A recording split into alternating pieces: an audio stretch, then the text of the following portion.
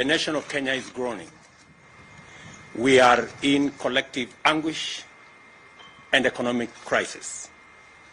The devastating effects of this current economic crisis is now manifest in the artificial fuel shortage and skyrocketing prices of basic food items.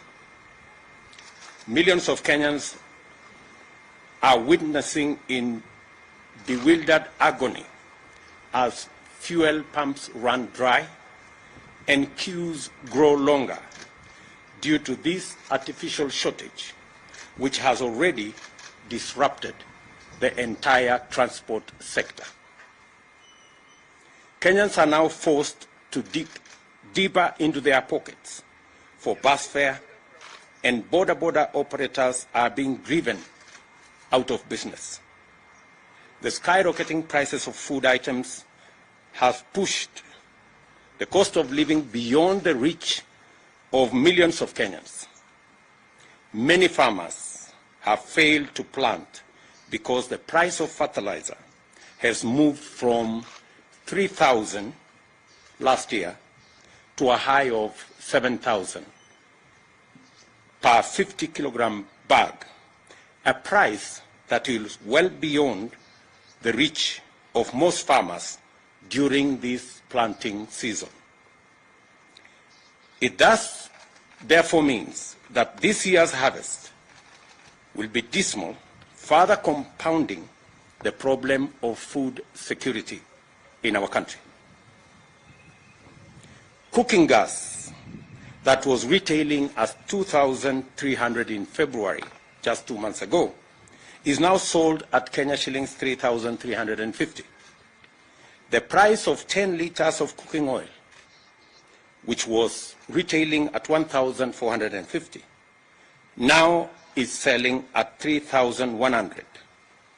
And as already stated, fuel shot up from Kenya shillings 135 per liter of petrol to between 150 shillings and 205 in some parts of our country. Hospitals that rely on fuel to maintain life support equipment are equally in a crisis. The government of Kenya knows that millions of households cannot cope with these prices. The largest casualties, naturally, of this crisis is the vulnerable in our society.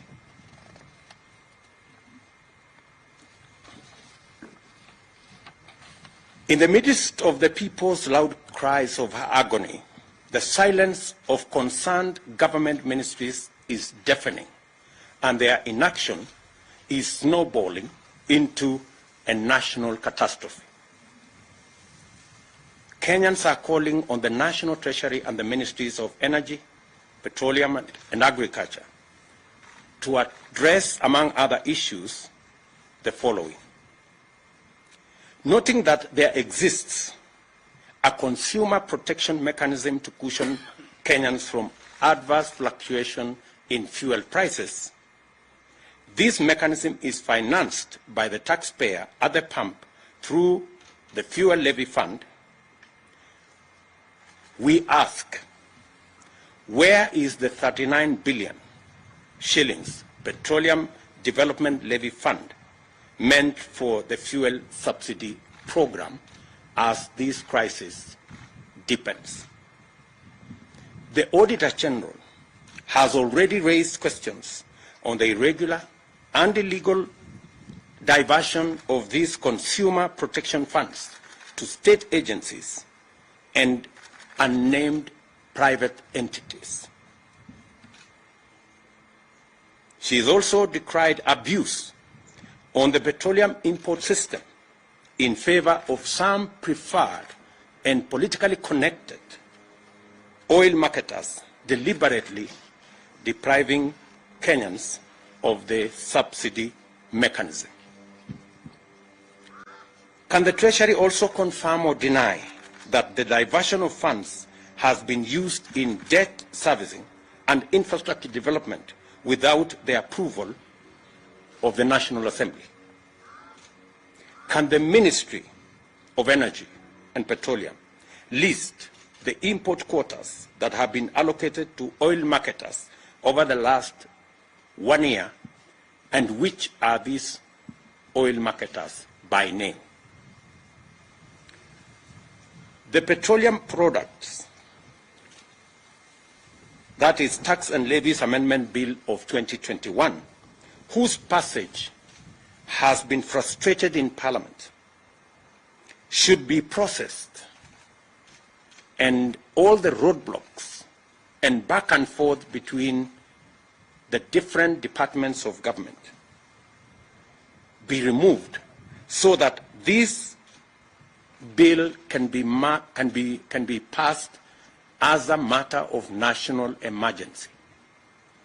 For the record, this bill seeks to reduce the huge levies on petroleum products.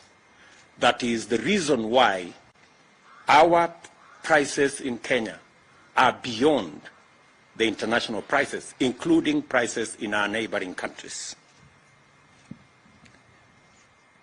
Why, we dare ask, hasn't there been any subsidy allocation in the budget in the last 3 years, including in last week's supplementary estimates, where our Kenya Kwanza MPs tried to provide for allocation for the subsidy program on fertilizer, but it was frustrated.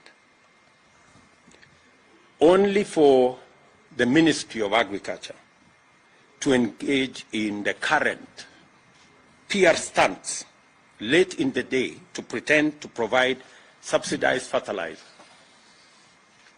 We understand that the ministry is all over the place trying to launch some subsidized fertilizer program. This is not only ridiculous, but absurd.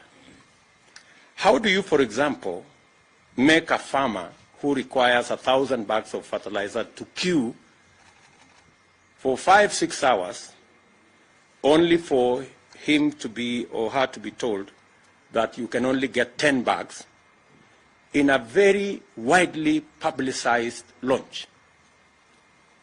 I mean, if you're going to give 10 bags of fertilizer, please avoid the unnecessary launch. The high fuel prices are unprecedented and are not due to ordinary market responses to global crude oil price dynamics. Our problem is cruder and more local. This is the result of collusion between monopolistic cartels and economic saboteurs on one hand, and oblivious, reckless, insensitive, and incompetent public officials on the other. Insatiable greed and corruption is driving us over the cliff. The current state of affairs is a clear manifestation of the vestiges of the conflict of interest and state capture that is now pervasive in all sectors of our economy. Kenyans, in their entirety, want an end to the issue of conflict of interest and state capture. The casual and insensitive attitude to the plight of tens of millions of struggling Kenyans is a disturbing development that has emboldened cartels, which have taken over critical economic sectors and are now moving in top gear to capture the state. That is why the benefits, powers, advantages, privileges, and other interests of these barons and cartels take priority over the plight of 50 million Kenyans. This is also why, in the midst of this distressing crisis, the loudest messages from public officials, including ministers, are centered around BBI reggae and Azimio jingle bells and whistles. These turn deafness, greed, and callous indifference must stop. We therefore call on the National Treasury to account for all diversions of funds out of Petroleum Development Fund and to restore the fuel subsidy mechanism without delay. The Treasury must rise to its constitutional accountability and live up to the Public Finance Management Act. Failure to do the right thing will convert the National Treasury into a cog in state capture and corruption that will destroy our country. We demand that public officials responsible listen to the agonized cries of millions of suffering Kenyans and abandon their exclusive and destructive subservience to cartels and barons of state capture and do something about the rapidly deepening economic crisis. This is a statement by Kenya Kwanza.